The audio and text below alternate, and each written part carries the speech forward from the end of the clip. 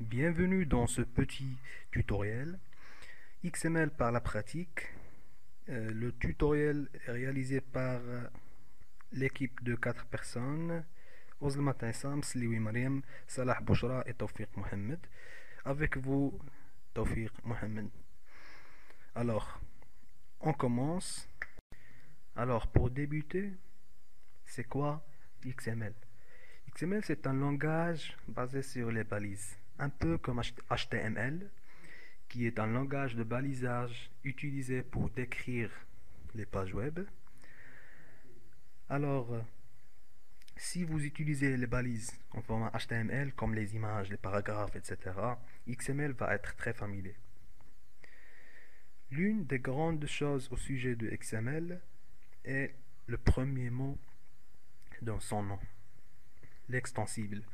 Vous arrivez à faire vos propres balises. Vous pouvez bien sûr utiliser les balises existantes pour résoudre un problème particulier. XML, bien sûr, c'est la base de plusieurs technologies web, comme XHTML, leur RSS pour les blogs, l'Ajax et les services web. Alors, à noter, XML ne remplace pas HTML. C'est un point important à mentionner. Vous pouvez penser de XML comme une fondation des nouvelles technologies. Mais il est plus comme un moyen de base de la création des balises. Alors, que fait XML? XML est utilisé pour structurer et décrire l'information. Il est prévu pour être utilisé avec l'Internet. Il peut aussi être utilisé comme un moyen d'échanger les données entre des différents systèmes. Alors, passons à la pratique. Nous voyons à présent comment créer un schéma de manière visuelle, donc visuellement, sans taper le code à vrai dire. Donc un petit exemple avec XML Spy. Tout autre éditeur pourrait faire l'affaire.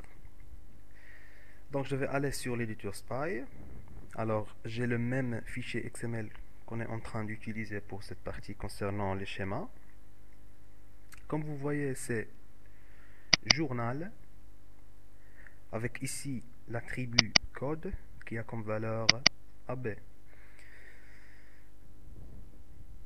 Alors je vais créer un fichier XSD, donc un schéma qui va permettre de valider ce fichier XML. Alors je sais que journal, c'est un élément complexe. Il est composé d'un nom, date sortie et article. Article lui-même, c'est un élément complexe qui est composé de titre, auteur, nombre de mots et texte. Les autres éléments sont des éléments simples.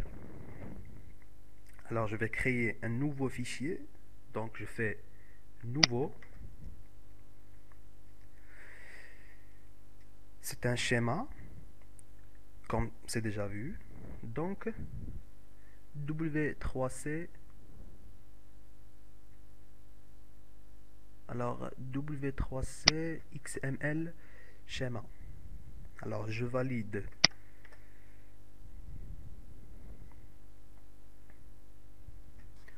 Voilà, donc notre fichier XSD est créé correctement. Alors j'ai choisi le mode schéma. Ce mode me donne la possibilité de voir le schéma de mon fichier XML et même un mode graphique avec arborescence. Donc je vais cliquer ici. Vous voyez sur le petit arbre que vous avez là.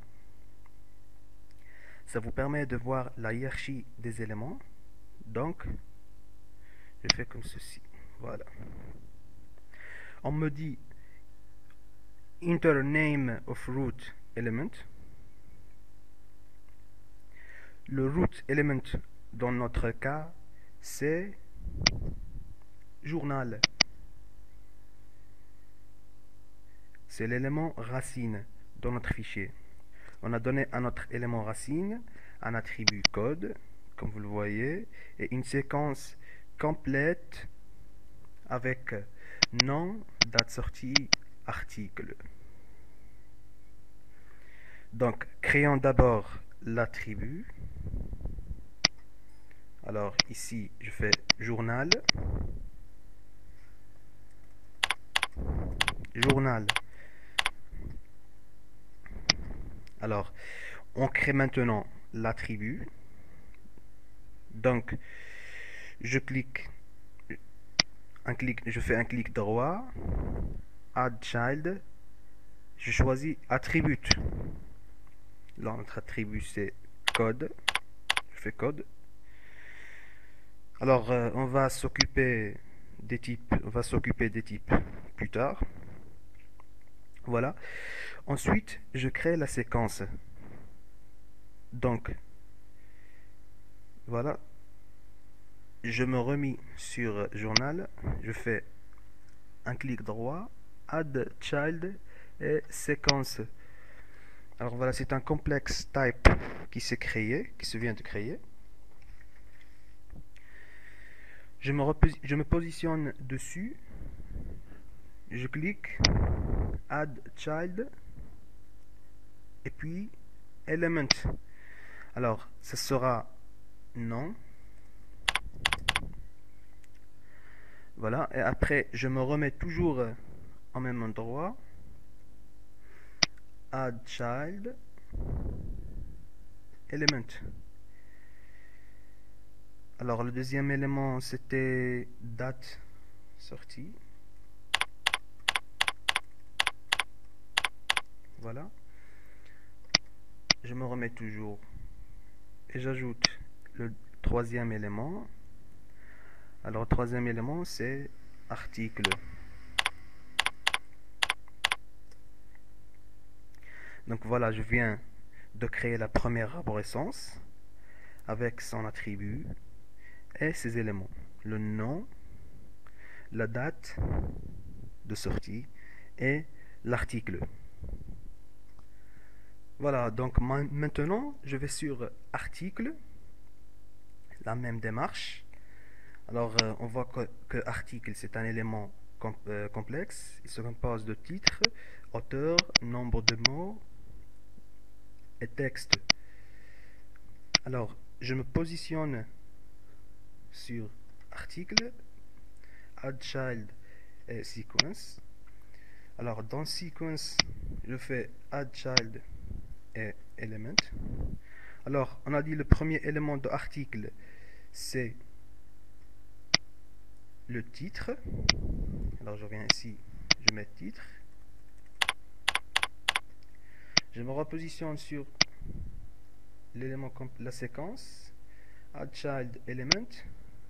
J'ajoute le deuxième élément qui est nombre de mots.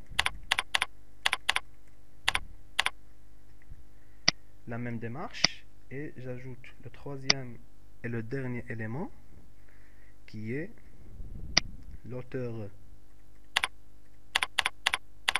Alors voilà.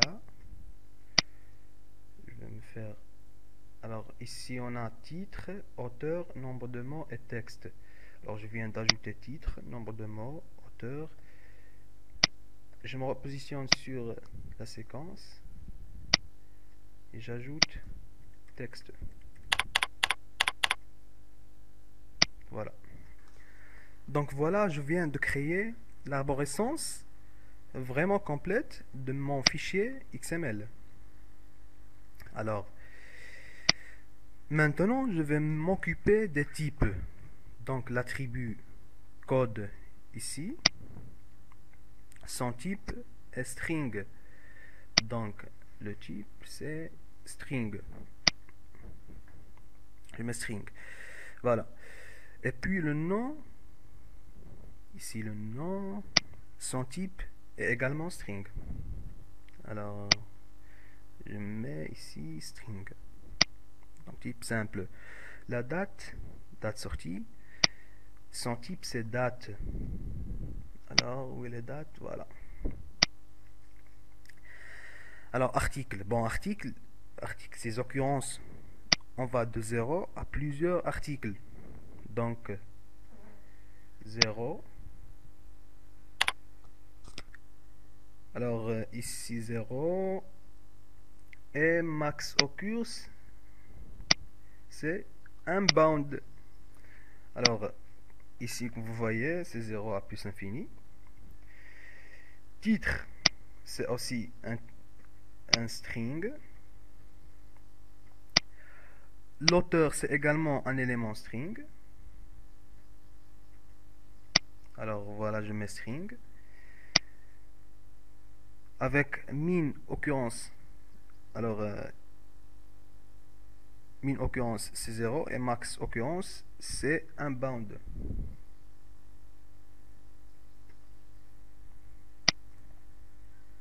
Alors ici max occurrence unbound. Le nombre de mots, tout simplement c'est string aussi. Alors ici je mets string. Et puis le texte, on va dire aussi que c'est string. Alors ici je choisis le texte. De type c'est string. Voilà. Très vite, on vient de faire notre plan du schéma de manière graphique. Donc si je veux switcher en mode pas à pas, comme ça, voilà, je revois, vous voyez. Donc je peux faire un switch à nouveau sur le mode que je veux. Vous voulez voir l'élément. Alors ici je clique sur l'arbre.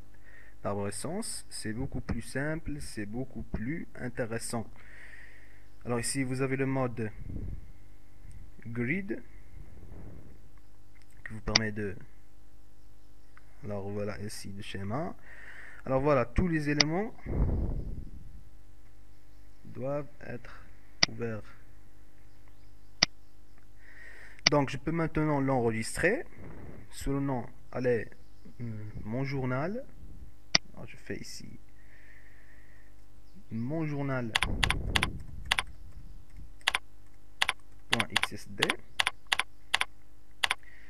Je fais enregistrer. Voilà, je vais en mode texte.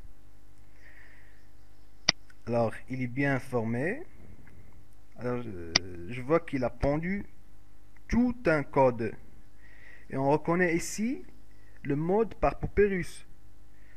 Vous voyez, donc par défaut il travaille comme ça. Donc maintenant je vais au fichier XML. Voilà, je vais attacher le schéma en question. Ok, ici ttd assign schéma. Ok, alors je cherche mon schéma XML. Voilà. Alors, voilà, j'ai trouvé mon journal.xsd. Je fais ouvrir. Après, OK. Donc, il ajoute le code de la namespace. Je peux enregistrer la page et constater que c'est valide. Alors, donc, le fichier XML est valide, est relatif à votre XSD que nous avons créé de manière graphique. Alors, donc, maintenant, voilà, vous savez maintenant comment créer vos schémas.